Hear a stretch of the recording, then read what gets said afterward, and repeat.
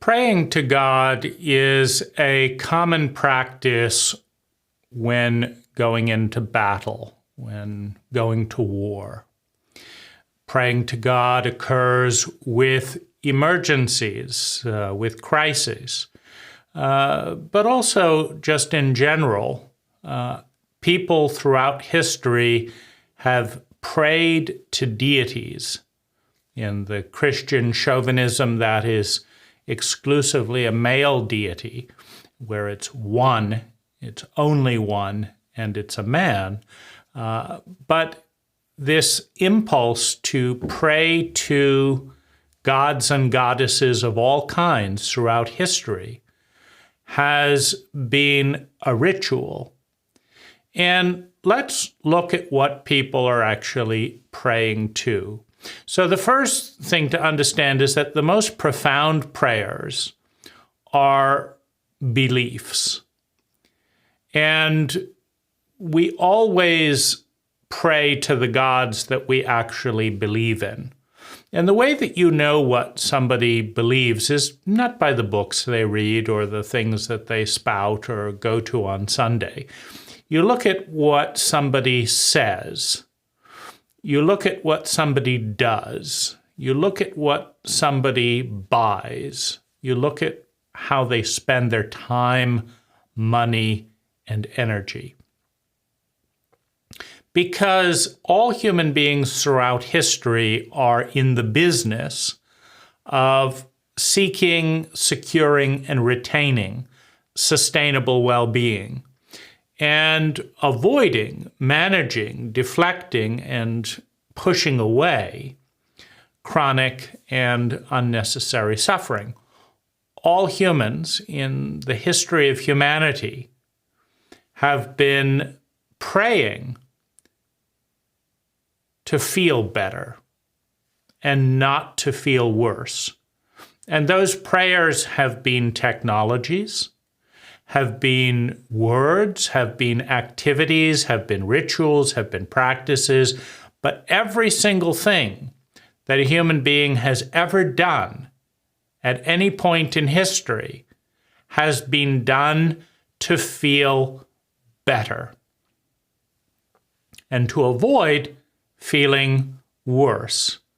Now, that can be the god or goddess of revenge. So what is being lifted? What feels better about revenge? Well, one of the things that feels better about revenge is the idea that I'm not alone. Someone did me wrong, and I'm suffering alone, and they are not, right? And so revenge is you're going to suffer too, so I'm not alone. So the revenge is medicating helplessness and loneliness because it works, right? Someone steals your purse and runs away, and you chase them and you knock them down and you get your purse back and take their money or arrest them. And now they're suffering the way you did, and you feel better because you're not alone in the suffering. In other words, to be alone in suffering feels worse than to be in common suffering. And so the impulse and the deity of revenge, the technology of revenge, is a technology to dissipate the suffering, to make one's enemy suffer as well. And when we look at the gods are favoring, fortune is favoring, what does that mean? It means things are going well. Now, why do we care if things are going well? Well, another word for that is things are going successfully. And what does that mean? Well, it feels better to have things go successfully than to go unsuccessfully. And so it's a relevant state, like this feels better. So the gods are favoring, meaning this group of people undertaking this ritual is feeling better. than this other group of people. So the undertaking, the prayer, are thoughts, feelings, beliefs, attitudes, choices, decisions, actions. Those are the prayers. And the result, success, fun, famine, death, those are whether the prayers are answered. If the God of revenge smiles on us and we successfully transfer our pain to the perpetrator, the cause of the pain that was given to us, and we transfer it back, and then we live happily ever after, then it seems like the God of revenge is smiling on us. But if we go to seek revenge, and every step of the way our own life gets worse, we lose our spouse because they're tired of being ignored while we're pursuing revenge. Our children get scared of us because we're in a bad mood because we're pursuing revenge. The dog is tired of being kicked, so stays away. The neighbors cross the street. The business goes down because we're not tending to the success of the business, we're tending to the deity of revenge. And so the god or goddess of revenge, the technology of revenge, may not smile upon us, meaning we pay down, we give everything to revenge, we work for revenge, we make money for revenge, we think about revenge, we pray to revenge, but our well-being is going down. And the singular pleasure we may get, in 5 years or whatever, as we exact our revenge, does not offset all that we lost in the worship of revenge. And so we are all ultimately praying to the deity, to the ideal, to the one, that we want to feel sustainably better. We want to feel better financially, socially, sexually, physically, mentally, emotionally. We want to feel better. And we have our dogmas, we have our philosophies, we have our history, we have our scriptures, we have our cult memes, and these are our technologies of worship. In a capitalist consumerist cult, the deity is consumption and making money. I want to feel good. Well, the cult says the way to feel good is to study hard, get ahead, get a job, make money, and then buy lots of things, and you will feel good. And so in the philosophy and the worship, etc., you have people spending 7, 8, 9, 10, 11, 12, 15 hours a day preparing for work, educating for work, driving to work, working, so that they can pray to the god of money, get the money, then they're taking the money and they're spending it. And the question is, are the gods smiling on them? Are they feeling better than they would have if they worshipped the god of spontaneity? Another technology. It's do what feels good in the moment. Or if they worship the god of pleasure, this lovely person across the street, I want to have sex with them. Let's not worship the gods of integrity or transparency or cult norms. Let's worship the god of lust, and I'm going to have sex with them anytime that I possibly can. And I'm not going to worship the god of fidelity. I'm going to worship the god of lust. And do the gods smile upon that worship?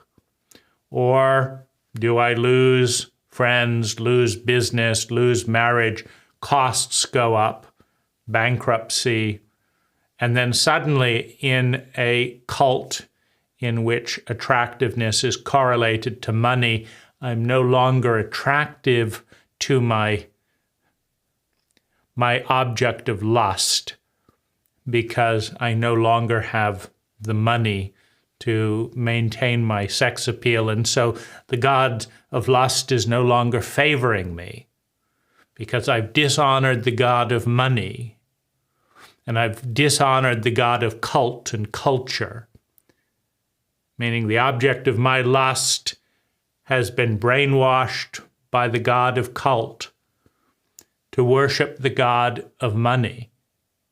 And now I have none. I have not bowed down to those deities. I have not worshipped those gods and goddesses. I have stayed true to this God. But in the dishonor of the other, I find myself disowned, unfavored. So the one God, the one goddess, the ideal, to feel multidimensionally better than before. This is the God that everyone prays to, but the sub-deities, I'm going to pursue it with lust. I'm going to get discipline and then lust. I'm going to get discipline, then get money, and then lust. I'm going to pursue spontaneity and bliss and transcendent moments and I'm going to do it with poetry, and I'm going to do it with yoga, and I'm going to do it with this.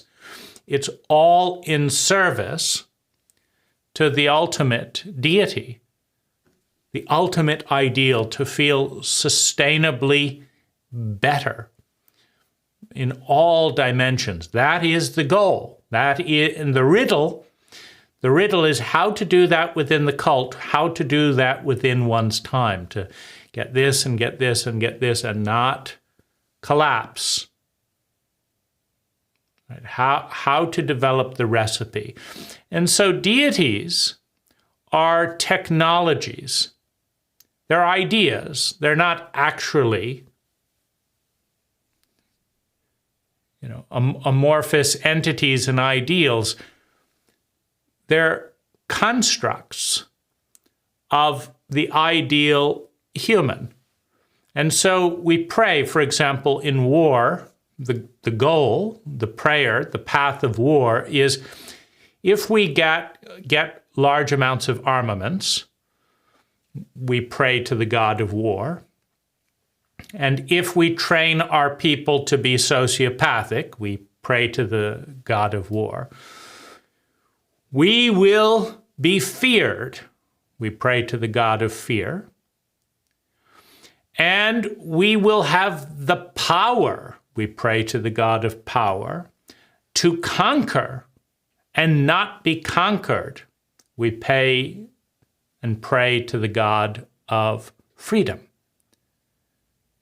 God of power, the god of freedom through the god of war. So it's a path. And then when we invade this country and take from them, rape them, steal from them, murder them, take and return, then we will feel better until they get fed up with it and stab us in the back or do this and this.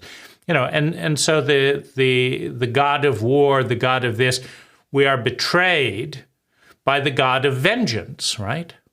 Because whenever we act aggressively and manipulate people out of fear, it produces resentment, it produces hate, which is resolved through vengeance. So when we dominate and take and do this and take and dominate and take, eventually, if we are causing harm to more and more people, eventually their prayer to the god of vengeance kills us and the system collapses. Or They don't kill us, they kill our children. Or they don't kill our children, they kill our grandchildren. Or they don't cooperate with our well-being becoming as great as it could. And so you have the path is the deity. The path is the prayer. It is the deity and the prayer. If you do not believe in a deity, you do not act. If you act, it is out of a belief in a deity. Now, the belief may be faulty, meaning it works for a while and then it collapses. The tool may be faulty. It's cheap, but it collapses. So, what do we do?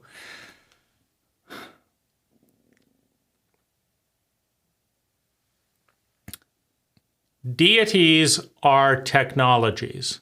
They're projected and created in language, in the human mind.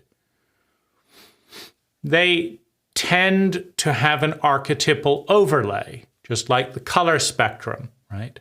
There's 256 million colors, but there are primary colors. Red, pure red is a primary color.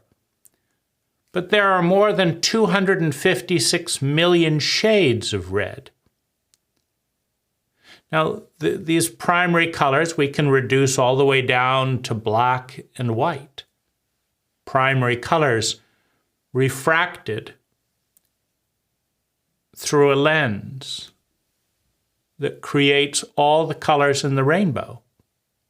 And we can refract the rainbow down to 7 colors, but we can create millions upon millions of shades of each of those colors.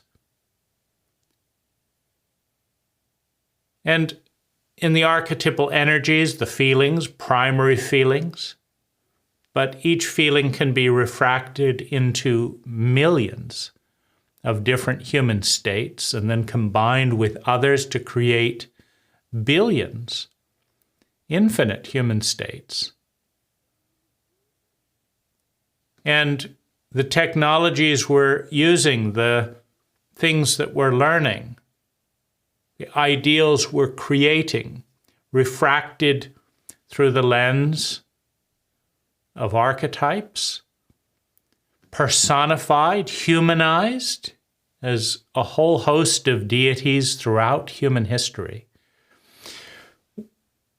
When we embark on something, when we steal something from someone, and suddenly we're no longer hungry, the god of the trickster, the god of the betrayer, the god of thieves has provided bounty for the time being. But there is also a statistical probability in countries that pray to the god of law, meaning we're going to invest substantial amounts of money into punishing and capturing anyone who breaks the line, who crosses the cult's definition of what is and is not legal. So there's food feeding the famine. There's ebullience. I didn't get caught now. But now the statistic begins, the probability field begins to hang over the head of the thief. You're now wanted in 10 counties, 20 counties, 5 cities, 300 burglaries, right? And you can only eat so much, so the relief is lower, but the price is higher, right? So a deity collapses, a deity is disowned. You promised so much, lust, thieves, betrayal, lies. You promised so much, but you have given so little in the end. And so really the relationship, the fortune, the relationship between the the microcosm and the macrocosm, is determined by the protocol of that relationship, which is a protocol of worshiping ideas, ideals, values, practices, with the shared goal of feeling sustainably better. And some technologies work better than others. And all technologies work better in some situations and not so in others. One can espouse the grandiosity of being ever honest, but if one is an honest Jew in Nazi Germany, and honesty sees you dead, but a lie could pass you through and into freedom, then honesty seems to betray you. I worshipped you, I bowed down to you, and now I am punished with my life because I am honest. I am betrayed by my deity, by my technology, by my protocol. Now, in patriarchal power structures based on the family unit, the father is the head of the system. So one bows down to the father. Father, I would like to do this. The father can give life. The father can take life away. The father can beat. The father can reward. So you pray to the father. You plead to the father. Extrapolated, projected out on a grand scale, that becomes an all-powerful man in the sky. If I pray to him, if I work hard and do what Dad said, will the gods be favorable towards me and my behavior? Well, it's a dynamic relationship. If you pick the right gods and goddesses for the right circumstances, your well-being will grow sustainably. If you pick and worship the wrong deities, in the wrong situation, you will be crippled. And it's important to understand that we are ultimately, those of us who are adults, not in the childlike state of taking whatever was given to us unquestionably. As adults, we are in the role of choosing our deities and seeing where they lead us. As children, we are told, we are punished, we are brutalized into tell the truth, or God will punish you, or don't do this and don't do that. And so there's this feeling of betrayal. I did the right thing. I helped this person. I stopped by the side of the road when they had their hood up. And they held me up and took my money and left with my car. I did what I was told. I prayed to the deities that Mom and Dad said would be rewarded, meaning that they said, this deity will take me to a good place. The metaphor of heaven, a good place. I'll feel better if I do this and this and this. But look what has happened. I have no car. I'm scared. And now I'm afraid of being punished if I tell a lie or don't help a stranger. And I'm afraid of being punished if I do.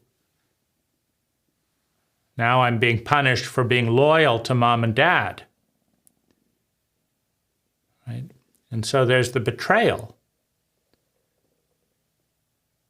And there is a place in which betrayal seems to bring reward, and there is a place where betrayal brings suffering, brings martyrhood. I martyred myself for my God. The priest said, if I told the truth, I would go to heaven. I'm being herded off to a Nazi concentration camp. Priest And the people said, we want to know the truth, and I told them, and they hit me. Right? And so the faith has been shaken. And when a leader takes their people into war and their reality goes up, their rank goes up, their popularity goes up, the leader is fulfilling the promise in leadership, in the contract, that if we give our power to you, you will take us to a good place. When trust is given to the leader and the leader takes you into a dark place, into a sick place, to a poor place, but keeps telling you it's going to get better, you go down and down and down. Then eventually one turns on the leader. You betrayed me. I followed you. But of course, the crisis is it's always up to us. I followed you. I, of all the different people I could have followed and all the different deities I could have worshipped, I thought you were the right one. But my well-being has gone down and down and down and down and down. I thought you were the right one. I thought you were the right one. I was wrong. I worshipped a false deity. My life is going down. It's not going up. And so thoughts on the relationship between humans and their deities. Every action is a prayer. Every dollar is a prayer. Every focus is a prayer. Every goal is a stepping stone towards the ultimate ideal of feeling sustainably better.